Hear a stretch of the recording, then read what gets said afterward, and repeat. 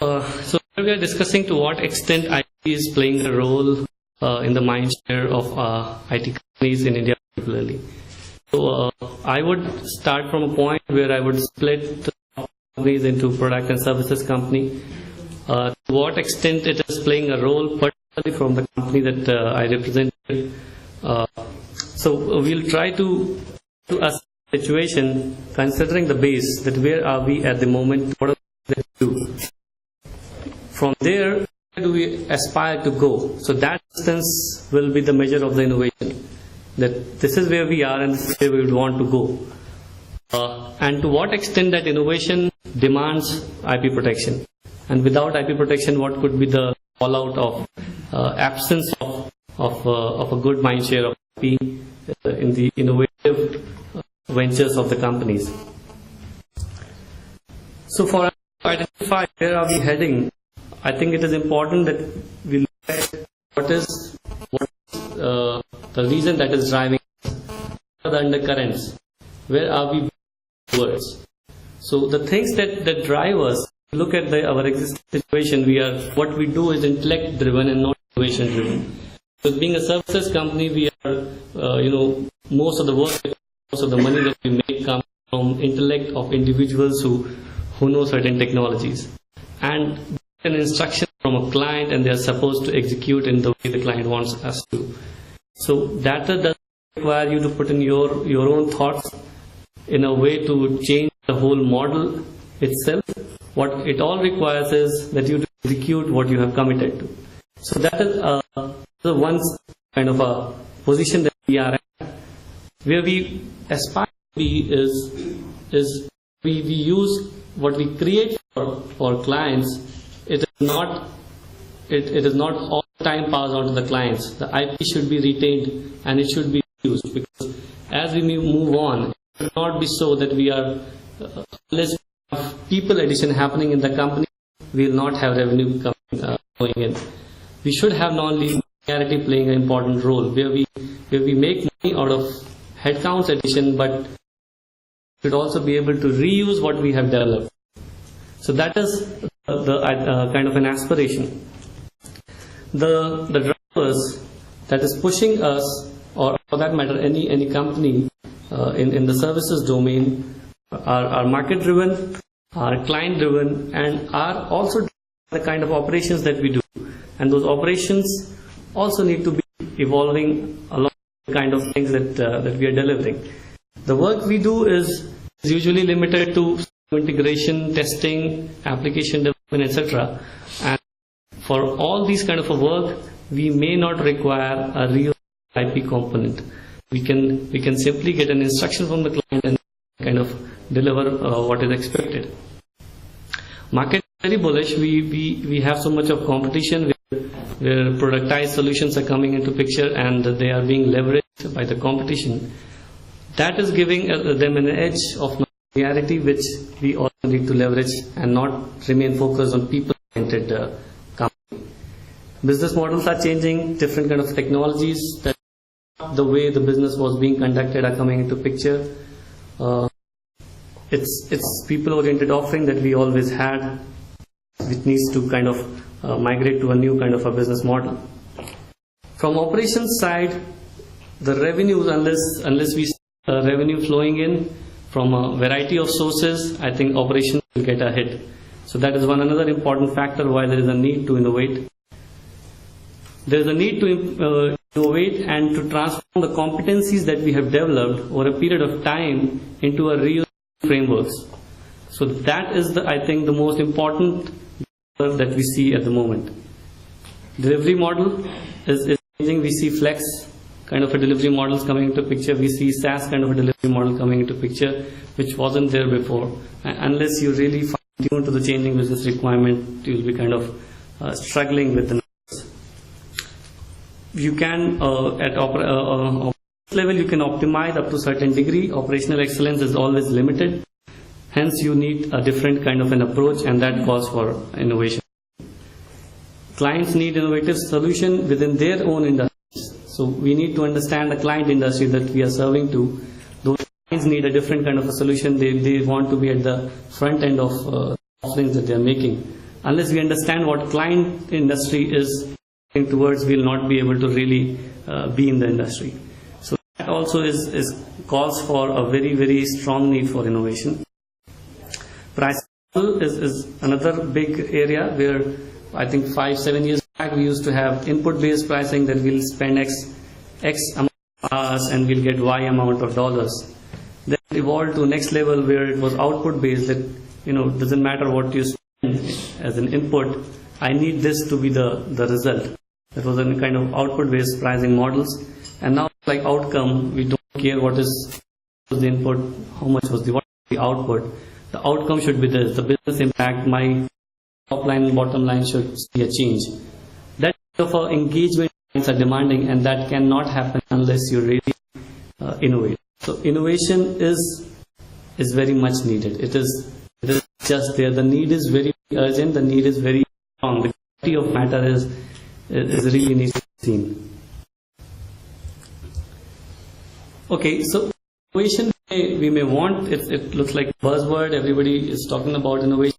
It will be there, but anything that is innovated, unless protected, unless really guarded against what all we want to, we are not really there. So innovation needs protection. Now the protection comes from IP. IP doesn't come without its own challenges. It's not. It is it's good, and it is fashionable to say that we need IP protection, but at most of the times, IP the way you want to protect may not be the available protection, and the things that you have created, by the time you really want to exploit them, the kind of and types of IP protection that you are trying to may be kind of useless. So state of art versus state of law. So law is evolving, art is evolving, both are kind of chasing each other. The law always follows the art, and that's another kind of a challenge. For instance, you are innovating in cloud models, so that the kind of case laws that we have seen so far doesn't support, doesn't give you much of visibility. Variety of US sections, if I talk about US patent law, sections 271G and H, so they are again, they don't provide you that kind of clarity and guidance, especially for the companies that are operating from overseas like us. So state of law has to really catch up, and that's one challenge. So you may want to innovate, you are innovating, you want to have protection, but is the law really guiding you? You really want to be? So pace of innovation versus cycle of things versus pace of protection. I think all these three put together is a very important point to ponder. By the time you innovate, and by the time you really get the protection, your life cycle of what you are offering is over, and which is something very common that we see. It's nothing rare or unusual. So we see that quite often. Even if you want to protect, for instance, if I specifically talk about the productized solutions that we create, try and protect. So what is the protection that we are talking about? We of course, copyright protection is anytime available, trade secret if you choose to, but the patent is something which usually exclusive. But you have to make a very conscious judgment, given the kind of industry we are in, that which of these puzzles to fit in. When to go for a trade secret, when to go for a patent, or when we can make it public and copyright protection. So it's not as simple as it is for perhaps for Coke to keep their formula secret, or for some company that is patenting its formulas. For us, or for any software company, software services company, it's far complicated. This puzzle is really difficult to solve. Within, if you really want to protect the software through patents specifically, you have really articulated the reasons why it should be. So you'll have to have layers of protection there. You'll have to make decisions that the kind of infringers that you'll see, to what extent to protect your products and to what extent to protect your processes. Enforcement is pretty difficult, because whatever you create is anytime reproducible n number of times. So it's except for DMC kind of provisions, there are very hardly practical ways to protect what you have, especially in the software world. Detectability element is pretty bad. What you have can be copied, your processes can still be imitated by whomever and wherever, and the way to detect it is really a challenge, because it is lying somewhere in somebody's server, and it's really not always to really dig deep into there unless you are in a litigation. At the end of the day, if you really have all the protections in place, the quanta of impact it's going to make on your competition, the quanta of impact it's going to make on your own innovation, is still a kind of an elusive topic. It's still inclusive. You can't conclude the impact it's going to make. So again, back to the point I made, that the assets are IT assets. For the service that we do, we need to have an assets, and those assets have to transform into an IP asset. Mere IT asset may not help. The of innovation we talked about. So the first thing, I think the aspirational value that these things have is, we need to transform our competencies to a reusable, non-linear revenue generating assets. That's where I think all Indian IT services companies are aspiring to be.